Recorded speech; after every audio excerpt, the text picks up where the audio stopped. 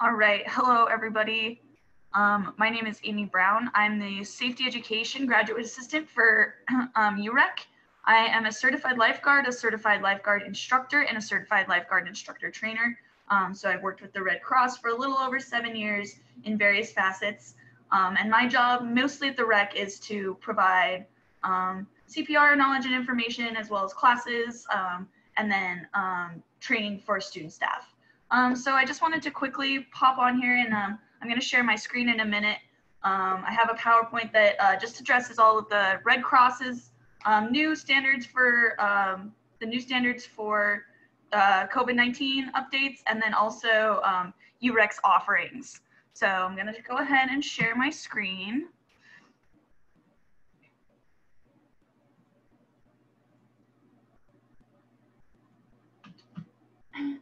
And then play my slideshow from the beginning. So like I said, this presentation is all about the Red Cross COVID updates from both the Red Cross as an organization, and then as well as our offerings for UREC.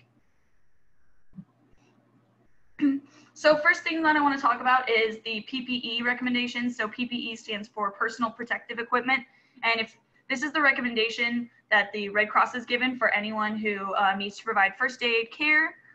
So the employee PPE that student staff might be using, or just employee PPE in general, is a reusable cloth face mask, disposable non-latex gloves, safety goggles, and a disposable isolation gown if available.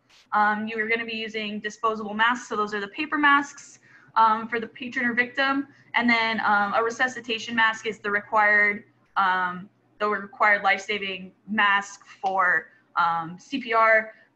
You put the strap around the person's head, and then it creates a seal for when you are delivering rescue breaths.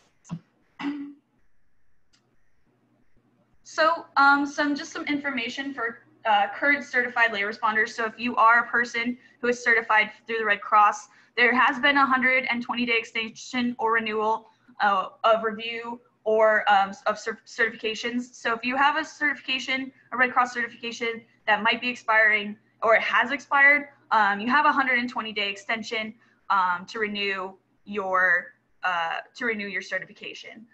So if you are seeking a certification, certifications can be obtained through UREC. And then if you have a current certification, COVID right now does not affect your duty to act as a lay responder. You just need to use the additional PPE requirements, and then there's specific guidelines for if you are certified and the person who you are certified to respond to has perceived COVID, is perceived to have COVID, or has signs and symptoms of COVID. So yes, so if you currently hold a certification, don't worry, you have 120 days to get it renewed or take another class. So continuing on, this is more information for the certified lay responders. So this is the guidance for an unresponsive person who is presumed to have COVID or confirmed COVID-19. So when you're assessing for normal breathing after you check the scene, you want to look for breathing, but don't listen or feel for the victim's breathing. So you just want to make sure that you are protecting yourself by not putting yourself in a dangerous situation where you're putting your face down next to a person just to check for breathing. You're going to want to place a face mask or a face covering over the mouth and nose of the victim. And then you want to do compression-only CPR for adults. The only time you want to provide rescue breaths at this point in time, if the person is presumed to have COVID, is if they are drowning or if it's an overdose case in which they have fluid in their lungs. So for adult victims, except for those certain situations, please provide compression-only CPR until emergency personnel arrive. In the case of hypoxia and young children or drowning, compressions and rescue breaths are preferred. And then of course, COVID-19 does not prevent you from using an AED. So if an AED is available, one should be applied and used while waiting for emergency personnel to arrive. And the AED is really going to be one of those things that just know where they are in your office, or know where they are close by, so that you can have access to that should an emergency happen.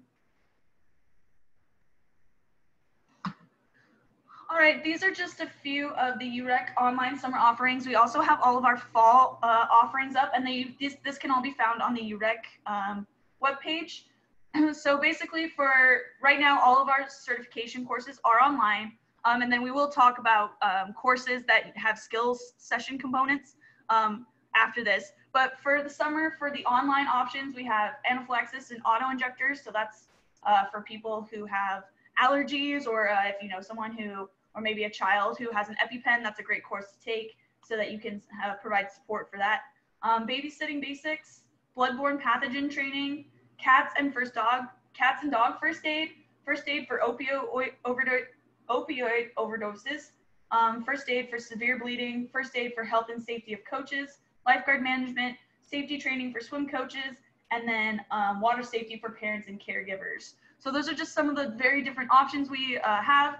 And basically how these options work is you register through UREC, and then a link is distributed to you, and then you take the online Red Cross course content, and then you'll be emailed a certificate at the end saying that you're certified in, say you take the lifeguard management, say you certify in a lifeguard management course. So just those are some of our offerings, and like I said, we do have our full fall offerings up on the webpage. You just have to click right here where it says American Red Cross certification courses.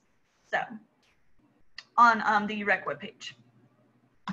So in addition to all those online offerings, we are also offering provisional courses for first aid, AED, CPR, and that's for child and infant or adult only. So provisional courses are basically courses that will certify you during this time because of the COVID that's going on. So these courses, you register for the course through UREC. It takes 24 to 48 business hours to get you the code that you will need to begin the course. So after those 24 hours or 48 hours has elapsed, you as the registered participant will receive an email from the Red Cross with directions on how to complete the course. The online course takes between 3 to 6 hours to complete and is a mix of video, PowerPoint, and interactive elements. And the interactive elements, I went through this course just recently. The interactive elements really do help you and prepare you for a situation.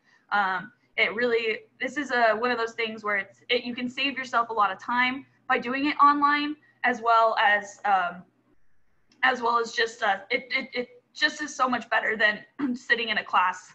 But the online course, like I said, takes between 3 to 6 hours, so just prepare yourself for that if you are going to sign up for a provisional course. And then once the training is complete, in-person skills sessions will take place at the rec when normal operations or socially distant operations resume.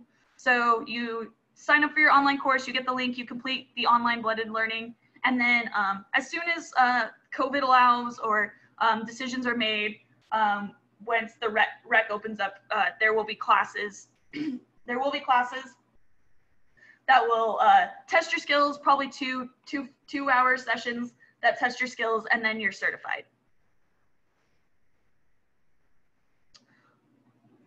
And then this is just all of the Washington State resource links that we used to form this PowerPoint. And then that's all the content I had. I just wanted to basically show you guys what we have to offer through UREC for safety education, and then also just give you a little update on requirements that the Red Cross has been making. So if you have any questions, you can email me at amy.brown2@wsu.edu. So you can call my office, but my office, I'm currently out of the office. I'm still working from home. So email really is the best way to get a hold of me. But yeah, we are still trying to offer as much CPR courses as we can, just to help better prepare departments to open up.